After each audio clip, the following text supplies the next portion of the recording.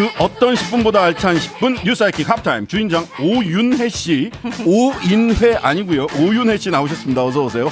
반갑습니다. 제 동생 이름이 오인혜거든요. 아, 진짜? 아주 불편합니다. 그리고 제가 가끔 오인빵이라고 부르는데 아까 보니까 오인방 요런 오인회. 오인방. 어쨌든 저는 오인혜입니다. 예. 제가 도착 10초 전에 도착했거든요. 아이고. 그래서 우리 제작진 분들이 막 올 거면 오고 말 거면 말고. 나루빼님이 네. 그러지 않아도 오인회는 모르겠고 벌써 오윤회 기다려지. 아, 네, 막 왔습니다. 빨리 해서. 자, 오윤혜 씨 속 시원한 나날이 발전하는 멘트에 감동한 분들이 많습니다. 가을의 향기, 임영근님, 자유시민님, 남해금사님 등이 한 목소리로 네. 오윤혜를 국회로. 아니 근데 이 아이디가 제 기분 탓인지 모르겠는데 가을의 향기 이명근 자유시민 뭔가 평균 연령대는 예. 40대는 넘으셨다. 뭔가 중년의 느낌이 확 무르익으면서 어쨌든 환영합니다. 아이고 네. 감사합니다.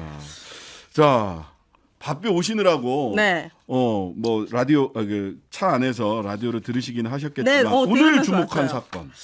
제가 오늘 오윤혜의 눈.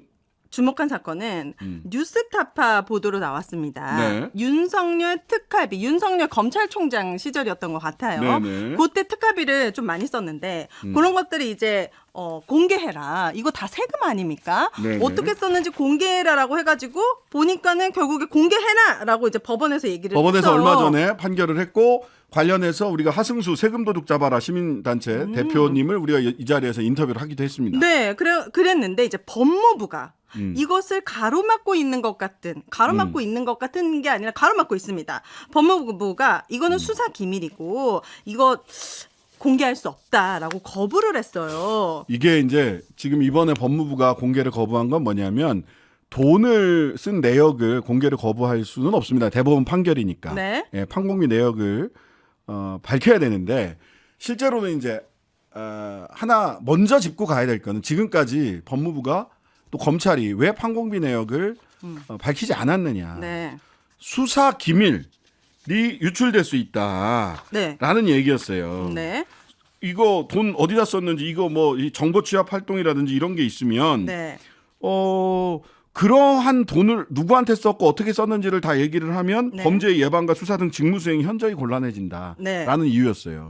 근데 그 정보가 어떤 거였냐면 진짜 수사 범죄 예방과 수사 등 직무 수행이 현저히 곤란해지는 것 같은 경우는 사실은 부분 공개를 해도 돼요. 법원에서도 부분 공개할 수 그러니까 있게 해요. 부분 공개하라고 했더만요. 그거 가리고. 예. 그런데 뭐 어느 식당에서 몇 명이 밥 먹었는지 네. 이런 거 공개 못 하겠다고 했어요. 그래서 식당 이름이 무슨 이게 수사 비밀이냐. 그랬더니 그 식당이 그것도 개인정보나 영업비밀일 수 있어서 그 식당에 대한 불이익을 누군가 주려고 할 수 있어서 그 식당 보호해야 된다. 아, 그래요? 그러면 일광수산을 공개한 거는 거기에다가 뭐 이익을 주기 위해서 그런 공개한 겁니까? 공개가 된 겁니까? 아니 뭐 일부러 공개하진 않았죠. 문제는 모든 사람이 다 봤다는 게 문제지. 그러니까요. 그건 말이 봤다는 게 앞뒤가 안 문제지. 맞는 거죠. 그래서 식당 이름이 수사 기밀이냐 이런 얘기가 있었던 거죠. 그런 다음에 그럼 그런 건 수사 기밀이 아니다. 그러고 나니까 또 무슨 변명을 했냐면 자료가 너무 많아서 식당 이름하고 뭐 이런 것들을 다 분류하기 힘들다. 뭐야? 그럼 이해 안 하겠다는 거예요? 예, 그게 너무 힘들다. 이런 변명을 하게 됐어요. 어쨌든 근데 그런 변명을 전부 다 법원에서 받아들이지 않았고 네. 공개를 하라고 했어요. 근데 이번에 법무부에서 공개를 하지 않겠다라고 얘기를 한 건 뭐냐면 네, 뭡니까? 집행 기준입니다. 집행 기준. 즉 판공비를 쓰려면 기준이 있을 거 아니에요. 네. 여기에는 쓸 수 있고 여기에는 쓸 수 없고 이런 기준이 네, 있어야죠. 그죠? 그리고 그 집행 기준이 있어야 네. 즉 평가의 잣대가 있어야 몇 센치인지 잴 수가 있잖아요. 그러니까 집행 내역, 돈 쓴 내역은 전부 다 대법원에서 공개를 하라고 했어. 네. 근데 돈을 제대로 썼는지를 알아보려면 기준에 맞춰 썼냐. 그러니까 엄마가 아들내미한테 야 너 참고서 사라고 해서 돈 1,000원을 줬는데 네. 저 1,000원 썼습니다. 이것만 내놓고 나머지 참고서를 사라고 했는데 참고서를 사라고 했는지 아니면 빵 사 먹으라고 돈을 줬는지 기준이 있어야 되잖아요. 제대로 썼느냐 그 돈을. 네. 나 1,000원 썼어요. 이 얘기만 하면 안 되지. 기준에 맞춰 썼냐. 엄마가 시키는 대로 참고서를 샀느냐. 그러니까 쉽게 얘기하면 세금이 적절하게 잘 쓰였느냐에 대해서 우리가 검증을 할 수 없다는 거예요? 기준이 있어야 되니까. 아, 기준이 없다는 거예요? 아니 기준을 공개하지 않겠다는 거예요. 그건 너무 이상해요. 왜냐면은 네. 경찰청, 해양경찰청, 국세청, 관세청에서도 특수활동비 지침 자체를 공개해달라고 하니까 이들은 공개를 했어요. 네, 공개했어요. 근데 부분 공개했어요. 그럼 예. 검찰은 왜 뭐가 달라서 왜 공개 안 하는 겁니까? 그러니까요. 여기만 왜 그렇게 기준이 없고 예. 집행의 기준이 없는 겁니까? 그러니까요. 집행 기준을 있는데 공개할 수 없다라는 거예요. 그러면 이제 두 가지 네. 추론이 가능합니다. 첫 번째 집행 기준 자체가 검찰의 집행 기준 자체가 네. 국민들에게 밝히기 부끄럽다. 기준 자체가 뭐 이렇게 써도 되고 저렇게 써도 되고 막 엉망으로 기준이 있는 것 아닐까라고 하는 의심을 하게 되죠. 네. 첫 번째는 네. 기준 자체. 왜냐하면 지금 국세청 특수활동비 자체 지침 보면 예산 지급 의뢰서, 영수증, 네. 집행 내용 확인서, 집행 내용 확인서 작성 생략 요청서 등등해서 굉장히 복잡합니다. 그러니까 판공비라고 하더라도 그 내부적으로 네. 굉장히 엄격한 규칙을 지켜서 공개하게 돼 있어요. 네. 그런데 집행 기준 자체가 그냥 뭐 주머니 돈이 쌈짓돈이라고 쌈짓돈 갖다 꺼내 쓰듯이 너무 무르게 작성돼 있다. 국민들의 피 같은 세금을 자기들 마음대로 쓰고 나니까 이제 와서 이거 내역 공개하라고 하니까 어디에다 썼는지 네. 증거도 없고 내용도 없으니까 지금 못하겠다고 하는 거잖아요. 그래서 첫 번째는 집행 기준 자체가 국민들한테 설득받기 어려운 주머니 돈 쌈짓돈 기준으로 그냥 아무 때나 필요할 때 갖다 썼던 게 아니냐. 두 번째는 기준은 있는데 네. 이 기준이 잘 돼 있을 수도 있죠.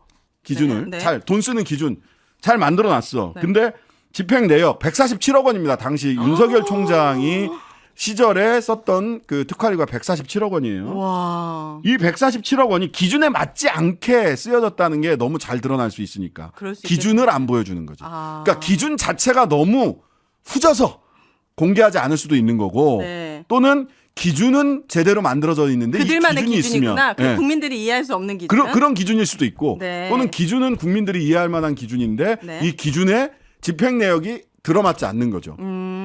하지만 정보공개법 14조에 의해서 어쨌든 부분을 제외하고라도 공개하도록 되어 있다. 그럼요. 반드시 공개해야 되고 어디에다 썼는지 일부라도 알아야지. 이 147억이라는 돈이 뭐 작은 돈입니까? 제가 보기에는 이거 결과적으로 공개하게 되거든요. 부분 공개든 전부 네, 공개든 공개를 해야죠. 하게 되는데 지금 당장 공개하지 않고 또 네.